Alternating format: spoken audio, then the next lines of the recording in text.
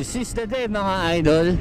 So ngayon, babalik na tayo kay GY Zigzag, no? Kay Master, no? Para makita natin yung gagawin niya at kung paano ba, kung makakamura ba tayo dun sa kanyang magiging setup, no? So ating alamin yan ngayon mga idol, no? And bago ang lahat, shoutout muna tayo. Shoutout time! Shoutout kay Gabi Serrano, Medj Usman, Rainer Antonio, Gerald Mendoza, Vuvu Vlog, Shami May Cañeda, Scobie Pasut, Ivan Pertusa, Edison Vasquez, Jasper Gorospe, Alexander Dayaw, Yara Bestudio, Christopher Nanupitak, and shoutout din sa kanyang mga anak na sina Siljan at Joshua ng Malinaw, Pasig. Shoutout sa inyo kids. Thank you. Yun, shoutout sa inyo. So ngayon idol, no, sa mga magtatanong pala, ulitin ko lang nandito tayo ngayon sa East Bank Road. Papunta ulit tayo kay Master GY Zigzag. So diretsuhin lang natin tong East Bank Road, no. Napakadaling hanapin, hindi tayo mahihirapan. Kung galing ka ng Rosario, yan, o galing ka ng Ligaya, papasok ka lang dito sa East Bank Road para marating natin. So alamin din natin, no, kung makakamura ba tayo talaga. Magiging dalawa yung magiging setup natin, no? Isang pang budget meal, saka yung nilagay na setup torque drive ni ni GY Zigzag. Para may pamimilian naman yung ating mga idol, no? Para hindi rin mapamahal.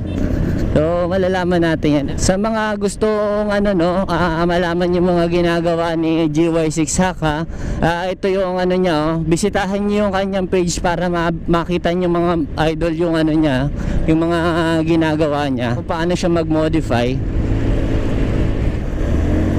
So salamat pala dun sa mga nagbigay ng feedback natin dun about sa nakaraang in-upload natin na video dun tungkol kay Master, no.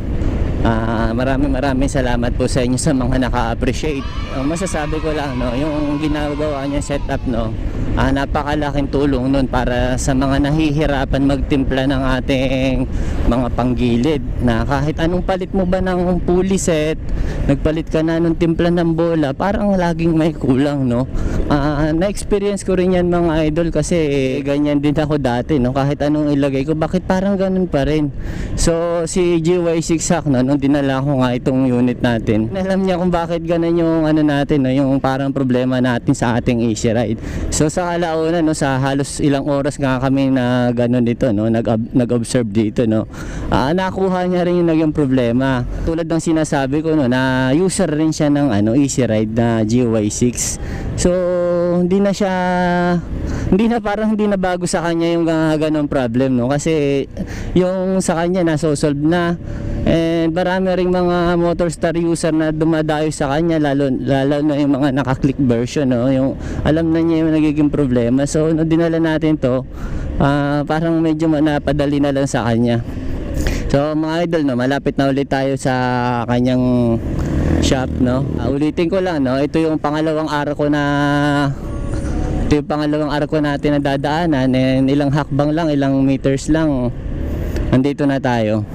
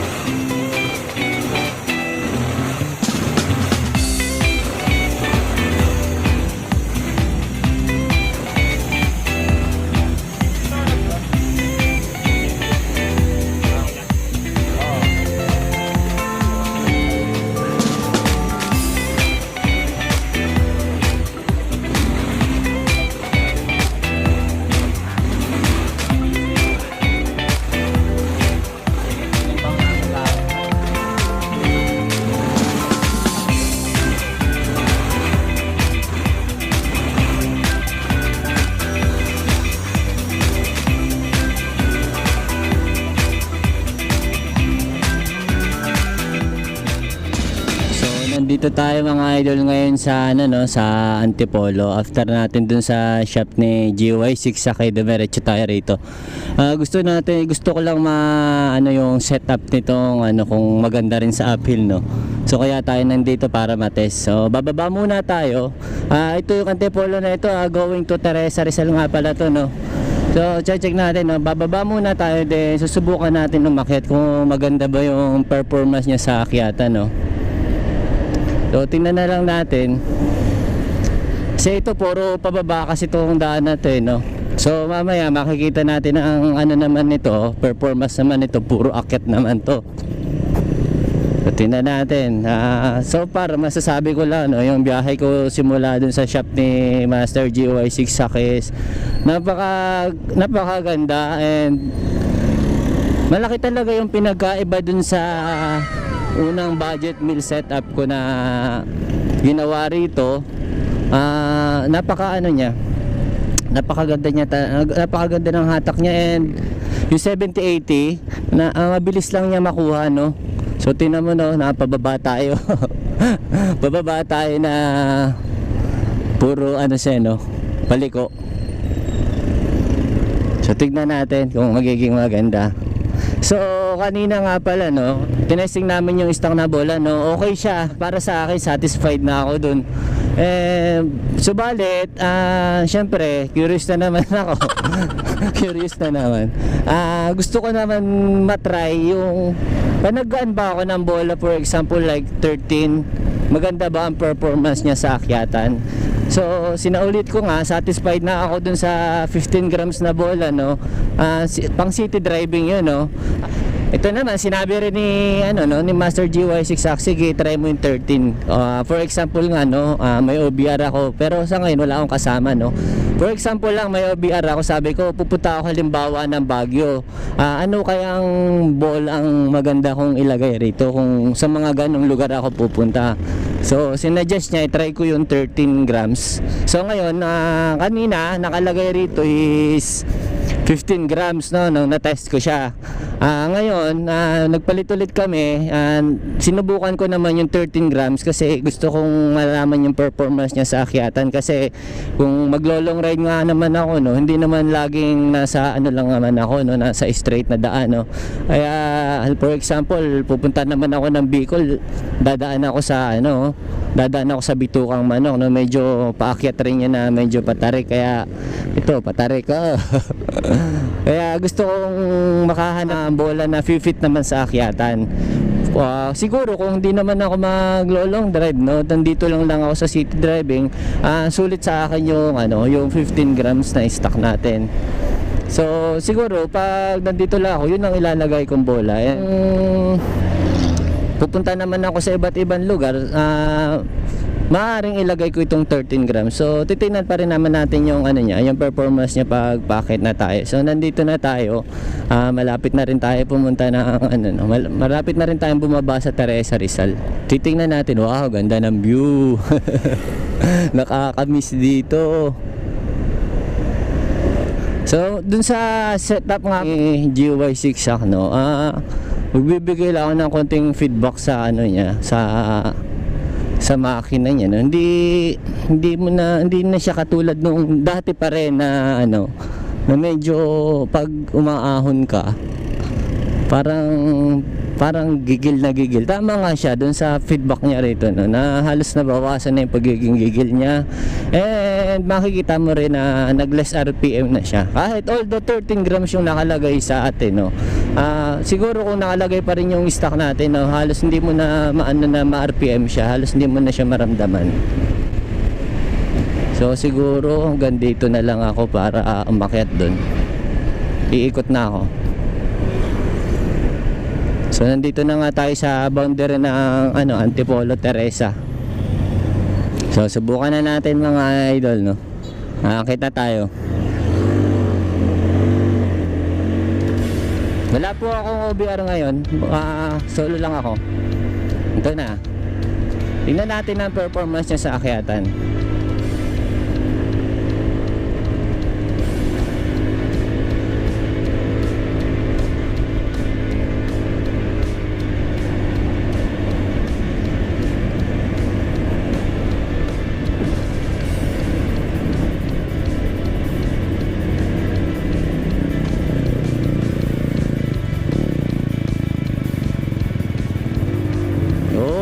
bibitinin tayo nun ah. Tricycle ako. Nakita nyo naman idol, no? Medyo nabitin tayo ng konti pero sumamba pa rin, no? Ang ganda.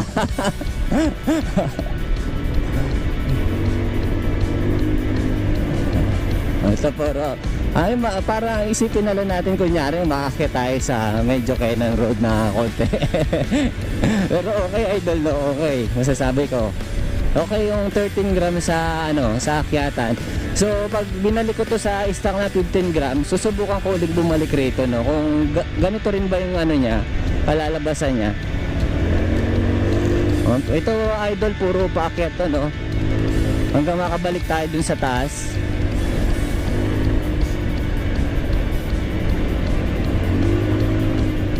No, kita nyo naman, no?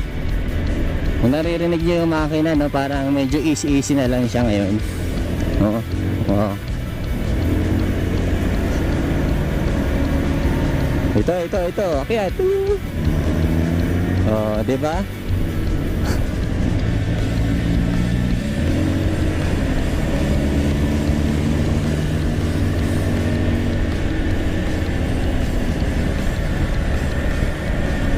Ito mga idol, packet tayo ng packet hanggang makarating tayo dun sa taas.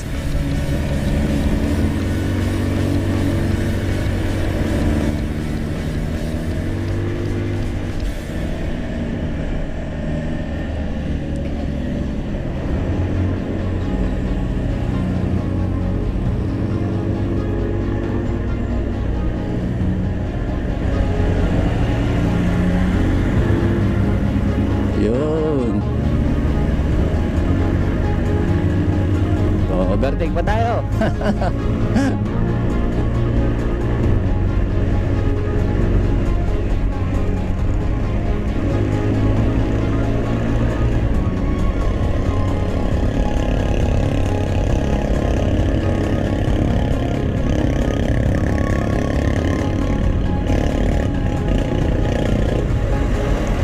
Ito mga may ganito medyo traffic yan, medyo tayo titinan natin kung mabibitin tayo.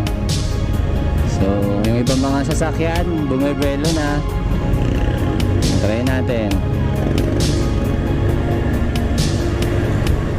Ito paahon na naman to mga idol, no?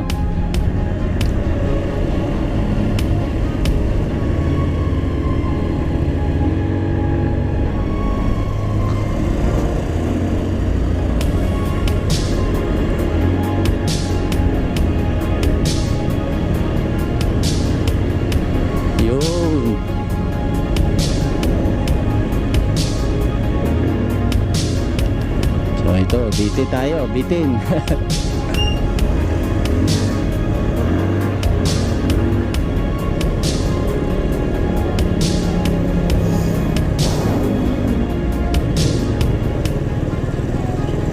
Ito, medyo to, medyo ahon talaga to.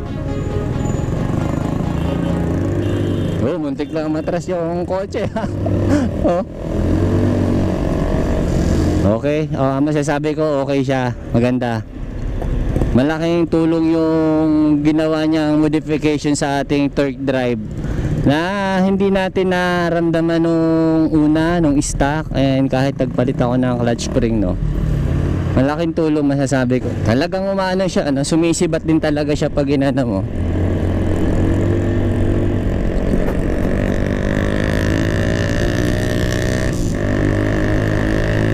Habulin natin yung Raider.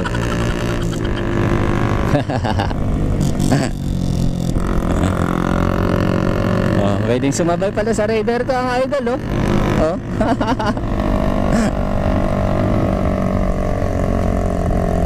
So kahit uphill idol, no, nakita naman natin, no, na maganda yung pagkakaano sa kanya, no, pagkaka-modify ni Master GY6 Hack, no. Ano pa ba yung masasabi ko rito? So ang nga pala, no, may dalawang options pala kayo kay GY6 Hack pag nagpa-modify, no. Parang meron siyang set A sa tinatawag na set B. Yung set A, ito yung nakalagay sa akin ngayon, which is yung nakalagay sa aking center spring dito is yung stock. Yung set B naman, ganito yung torque drive niya, yung kinabit niya rito sa akin nung nag-test ako, no. So nag-decide ako na set A para lumabas pa rin tayo sa isang budget meal na setup, no. Kasi kung set B naman, medyo hindi ko naman sinasabing magiging mahal, no. Ina-encourage ko pa rin yung sa pang budget meal na setup muna tayo, kasi para hindi na muna tayo magbibili ng mga pulley set or kahit anong bili siguro natin ng yung iba kasi, no, kahit bumili minsan ng pulley set or nagpalit ng bell or lining, no, may nakikita pa rin silang problema. So yun ang hindi nila napapansin na siguro yung importance ng or yung role ng torque drive sa atin ay kinalaman pala yun, no? Kahit siguro nagpapalit na tayo ng mga kung ano-ano, parang may kulang pa, no? So ito yung nakakita ni Master GY6 Hack na kulang, kahit anong palit natin parang may kulang. Ito yung mga sinasabi ko sa inyo mga idol, no, mga personal opinion ko rin naman yung ano rito, kasi baka na naman tayo mabash, eh. Welcome ka na, may basher na pala tayo ngayon dito sa ating channel, Salamat sa inyo sa panonood. Nakakatuwa, pinasok na rin tayo ng basher, no? Ibig sabihin na-appreciate na rin yung ginagawa natin. Salamat sa inyo. So yung set B ni Master GY6 Hack, ito yun, napapakita ko sa inyo. Ito yun, ipa-plug ko yan.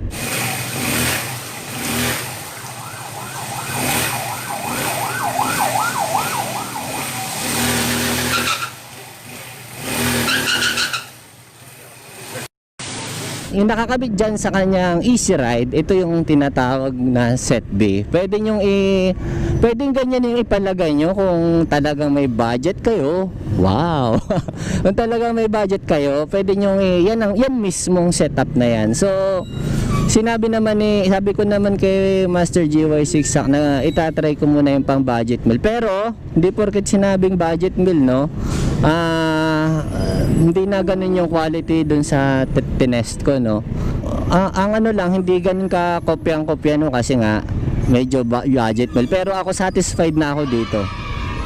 Satisfied na ako mga idol, kasi natry ko na siya, natry ko na iakyat na maganda, mabilis mong makuha yung ano niya, no, yung 70-80, mabilis mong makuha sa setup na to. And magaan siya, gumaan yung motor, although nag-gain siya ng konting RPM kasi nga naglagay tayo ng 13 grams na bola. So babalik ako din kila Master GY6 Hack sa mga susunod na araw para ibalik ko naman ulit sa stock na bola. Tignan ulit natin kung ano yung magiging performance niya. Salamat nga pala kay Idol Polo Sakamoto, no, na nagkita kami kanina dun sa shop ni Master GY6 Hack, no. Salamat sa iyo, Idol, no. Syempre nabigyan rin natin ng sticker yan si Idol, no. Maraming salamat, Idol, sa pag-drop by mo diyan, sa susunod muli, na sana magkasama ulit tayo. So idagdag ko lang mga idol, no, pag ang motor nyo is kahit anong setup nyo is parang hindi nyo pa rin mapatino, no, so ang gawin nyo na lang, dalhin nyo na lang kay GY6 Hack, no. Itong setup is makatulong sa inyo, wala naman masama, bisitahin nyo yung kanyang page, yan, GY6 Hack. Ito rin, mapapanood nyo rin yung kanyang channel, no. Lalagay ko na lang dito yung GY6 Hack PH. Malaking tulong, magiging malaking tulong yan sa atin, no, sa ating Easy Ride 150 si Master GY6 Hack. Maniwala kayo sa akin, ako na mismo magpapatunay niyan. So paano mga idol, no, dito ko na tatapusin kasi lalakas na yung ulan. Baka mabasa na yung ating GoPro na naman. Wala na tayong magamit sa mga susunod na episode. So maraming salamat ulit sa inyong lahat, sa mga sumuporta at sa mga nagbabash. Maraming salamat po sa inyo. Once again, this is CC Rider TV. Always remember, live, love, and ride.